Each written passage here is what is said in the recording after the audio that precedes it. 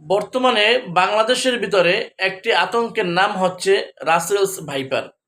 আজ থেকে 1450 বছর আগে আল্লাহ রাসূল সাল্লাল্লাহু আলাইহি ওয়াসাল্লাম বলে গিয়েছেন এবং সাহাবায়ে কিরামদেরকে শিক্ষা দিয়েছেন এমন একটি দোয়া, যে দোয়াটি সকাল সন্ধ্যা 3 বার করে যদি আপনি পড়তে পারেন তাহলে সকল প্রকার বিষাক্ত সাপ বিচ্ছু পোকা মাকড় থেকে আল্লাহ রব্বুল আলামিন আপনাকে রক্ষা করবে।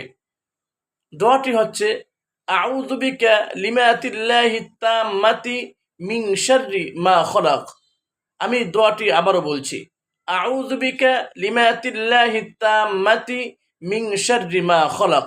এই দোয়াটি আল্লাহ রব্বুল আলামিনের উপরে আপনি বিশ্বাস রেখে যদি সকাল সন্ধ্যা 3 বার করে পড়তে পারেন, ইনশাআল্লাহ সকল প্রকার বিষাক্ত সাপ বিচ্ছু প্রাণী থেকে আল্লাহ রব্বুল আলামিন আপনাকে